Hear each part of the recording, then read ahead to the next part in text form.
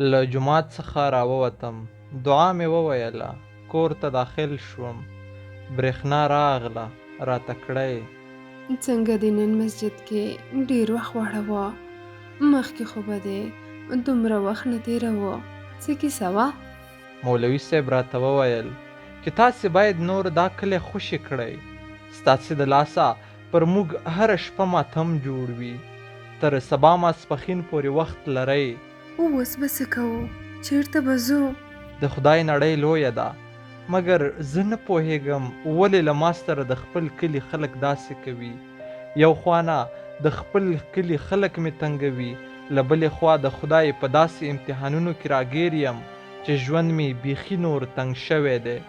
فکر کوم د مور دعاګانو له ټولو بلاو څخه ساتلم.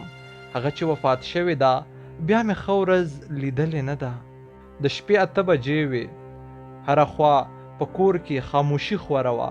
په تخت پرېوتم، برېښنا راغله، لاسونه یې زما له غاړې تاو کړل. ما سره لا هم د مولوي صاحب د خبرې غم و. سوچ کې تللی وم. برېښنا یو لاس زما په سینه تېر کړی و او همداسې ویده شوې وه. په اوربل مې یو پوکی ورکړ، تور او چمک لرونکي ویښتان یې هاخوا کش شول. په خوب کې ډېره ښکلې ښکارېده. په یو دیدن یې له ما څخه ټول غمونه هېر کړل. زه د هغې په دیدن کې بوخت شوم چې یو ځل مې د ځمکې ټکان حس کړل. زلزله وه. برېښنا مې په غېږه کې تر انګړه راوباسله. شکر په خیر تېره شوه. پښې مې لا هم رپېدې. دا چې برېښنا مې په غېږ کې نیولې وه نو هغه هم له خوبه راپورته شوې وه. راته کړئ. لاندې مې کېباسه، سخته زلزله وه. الله تعالی دې خیر کړي. وګوره چې خدای نخواسته په کلي کې خو به یې څه زیان نه وي اړولی. بیرون راووتم، شکر خیر خیریت و. بیرته کور ته ولاړم. برېښنا ته مې وویل دې خاورې ته فکر کوم رب په قهر شوی دی. وګوره کنه زلزلې هم پرې کیږي، پردي اشغالګر پرې بریدونه هم کوي او خپل انسان داړونکي بچیان هم پرې الله تعالی مسلط کړي دي. برېښنا راته کړل. ته دا خبرې پرېږدلې ونه یا سبا ته پلان ونیسه په خیر چې څه به کوو او په کوم لوري به ځو. د ساحل سره مې خبره کړې ده. هغه د بولدک په لاره شناخت لري. خدای به خیر کړي.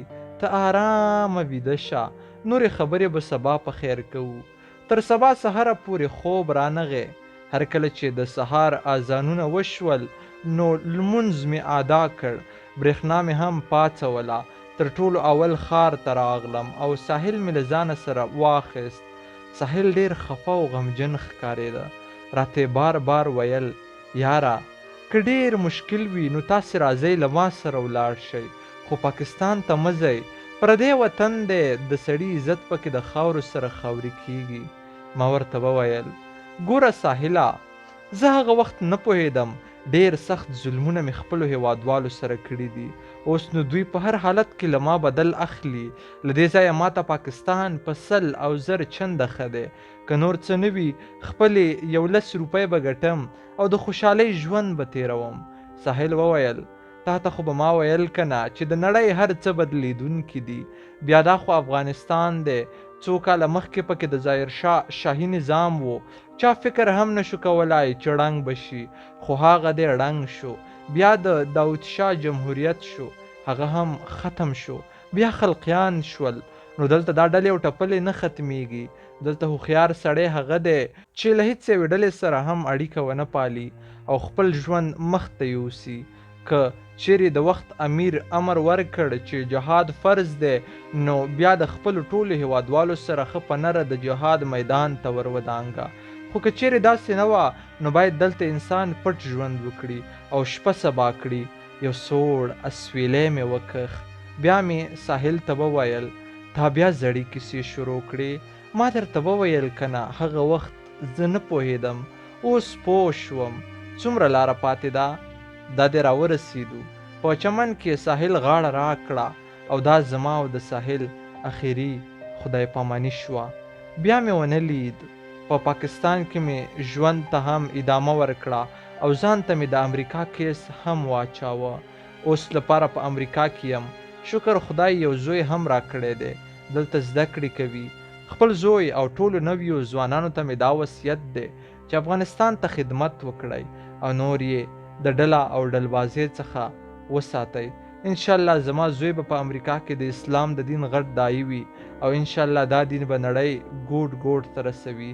په زړه مې غټ ارمان دا دی چې له هغو ټولو خلکو څخه بخښنه وغواړم چې ما ورسره ظلم کړی دی او بیرته په خپل خوږ وطن کې یو ځل بیا ژوند ته ادامه ورکړم، ځکه پردی وطن چې هر څومره هم ښکلی، ښایسته او پرمختللی شي خو خپل وطن ته نشي رسېدای، ځکه چې خپل وطن خو د سړي د خاپوړو ځای وي. کاش چې د خپل وطن د هغه تعلیم چې ما په وړیا ډول کړی و قیمت مې ادا کړی وای، نو اوس به مې روح ته سکون حاصلېده. خو که هر عسکر دا لنډه کیسه لولي نو زه ورنه د تیر نظام د ټولو عسکرو د ظلم بخښنه غواړم. که هر څه شوي وي موږ ته عفو وکړئ او موږ بخښلي یاست. د یو عسکر د خولې حقیقي کیسه. پای. د سعادت ټي وي ټولو درنو اوریدونکو، دغه وه زموږ د نن ورځې لنډه کیسه چې ما سید ادریس سعادت او مینه سیلۍ تر تاسې در ورسوله. هیله ده چې د خوښې وړ مو ګرځېدلې وي، تر څو پورې چې زه د بلې لنډې کیسې لپاره ستاسې درانه حضور ته راځم. تر هغې مو په لوی خدای سپارم. هر چیرې چې یاست خوشحاله اوسئ. د الله په امان.